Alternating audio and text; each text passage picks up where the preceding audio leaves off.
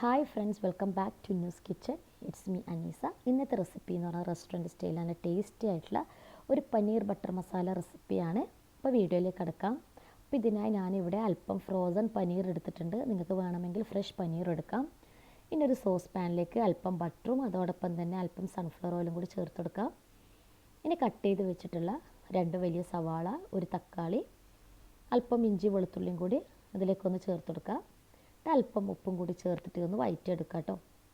അത് കൂടുതൽ സമയം വഴറ്റിയെടുക്കുന്നു വേണ്ട, ഒരു 3/4 ഭാഗത്തോളം വഴറ്റിയെടുത്താൽ മതി. നമ്മൾ പിന്നീട് ഇത് മിക്സിയുടെ ജാറിലൊന്ന് അടിച്ചെടുക്കുന്നതാണ്. ഇതേ സമയം ഇതിലേക്ക് ഒരു 8-9 കാഷ്നട്ട് ചേർത്തെടുക്കാം.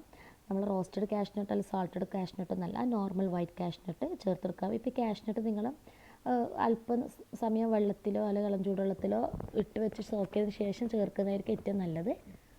ഇതെല്ലാം കൂടി ഒന്ന് വഴറ്റിയെടുക്കാം കേട്ടോ. ഇതിലേക്ക് അല്പം മസാലപ്പൊടി ചേർക്കണം. ഞാനിവിടെ മഞ്ഞൾപ്പൊടിയും മുളക് പൊടിയും കുരുമുളക് പൊടിയും വേണമെങ്കിൽ അല്പം ഗരം മസാലപ്പൊടിയും കൂടി ചേർത്തെടുക്കാം. അപ്പോൾ നിങ്ങൾ ഇതിലേക്ക് സാധാ മുളക് പൊടി ചേർക്കണം, വറ്റൽ മുളക് ചേർക്കരുത്. ഇതേ സമയം ഞാൻ ഫ്രോസൺ പനീർ ആയതുകൊണ്ട് ഒരു അരമണിക്കൂർ അല്ലെങ്കിൽ 20 മിനിറ്റ് അത് ഇളം ചൂടുവെള്ളത്തിലൊന്ന് കുതിർത്താൻ വെച്ചിട്ടുണ്ട്. ഇതേപോലെ വെക്കണം കേട്ടോ. പിന്നീട് ഇതൊന്ന് വെള്ളം ഊറ്റിയെടുത്താൽ മതി. ഇത് നമ്മളെ മസാല പൊടികളുടെ പച്ചമണമൊക്കെ പോയി ഉള്ളിയും തക്കാളിയൊക്കെ നന്നായി തന്നെ വഴന്ന് വന്നിട്ടുണ്ട്. ഇനി ഇത് ചൂടാറുന്നതിന് വേണ്ടി കുറച്ച് സമയം നമുക്ക് മാറ്റി വെക്കാം. ഇതിൻ്റെ ചൂടാറിന് ശേഷം ഇതൊരു മിക്സിയുടെ ജാറിൽ അല്പം വെള്ളം കൂടി ചേർത്ത് നല്ല ഫൈൻ പേസ്റ്റാക്കി അടിച്ചെടുക്കാം. പ്രത്യേകം ശ്രദ്ധിക്കണം, ചൂടാറിന് ശേഷം മാത്രം ഇത് മിക്സിയുടെ ജാറിൽ അടിച്ചെടുക്കാൻ പാടില്ല കേട്ടോ. നന്നായിട്ട് ഇത് അടിച്ചെടുത്തിട്ടുണ്ട്. അപ്പോൾ നേരത്തെ നമ്മൾ ഉള്ളിയൊക്കെ വഴറ്റിയിട്ടുള്ള അതേ പാനിൽ തന്നെ ഞാൻ അല്പം ബട്ടറും കൂടി ചേർത്തിട്ട് നമ്മൾ അടിച്ചെടുത്തിട്ടുള്ള ആ പേസ്റ്റ് ഇതിലേക്ക് ചേർത്തെടുക്കാം. നന്നായിട്ട് തന്നെ ഒന്നൊരു മീഡിയം ഫ്ലെയിമിലിട്ടൊന്ന് ഇളക്കി കൊടുക്കാം കേട്ടോ. ഇതിലേക്ക് അല്പം വെള്ളവും കൂടി ചേർത്തിട്ട് ഒന്ന് ഇളക്കി കൊടുക്കാം. ഇനി ഇതിലേക്ക് അല്പം പഞ്ചസാര അതോടൊപ്പം തന്നെ അല്പം കസൂരി മേത്തും കൂടി ചേർത്തിട്ട് ഒന്ന് മിക്സ് ചെയ്ത് കൊടുക്കാം കേട്ടോ.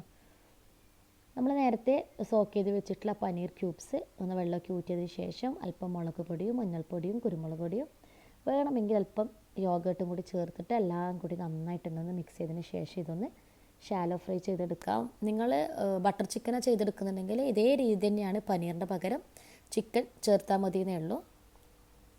വളരെ എളുപ്പത്തിൽ ചെയ്തെടുക്കാൻ പറ്റുന്ന റെസിപ്പി കേട്ടോ. ഇനി ഇതൊരു ഓയിലിട്ടിട്ട് നമ്മൾ ഷാലോ ഫ്രൈ ചെയ്തെടുക്കാം. ഒരു മീഡിയം ഫ്ലെയിമിലിട്ട് ചെയ്തിടണം, അല്ലെങ്കിൽ പെട്ടെന്ന് ഇത് കരിഞ്ഞു പോകും.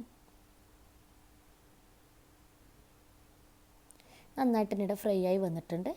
നമുക്കിത് അടുപ്പിൽ നിന്നൊന്ന് മാറ്റി വെക്കാം.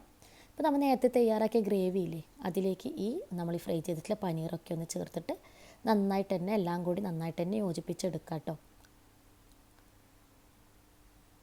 ഇനി ഇതിലേക്ക് അല്പം ഫ്രഷ് ക്രീം കൂടി ചേർക്കേണ്ട പരിപാടിയും കൂടിയേ ഉള്ളൂ. ചെയ്തെടുക്കാൻ വളരെ എളുപ്പമാണ് കേട്ടോ.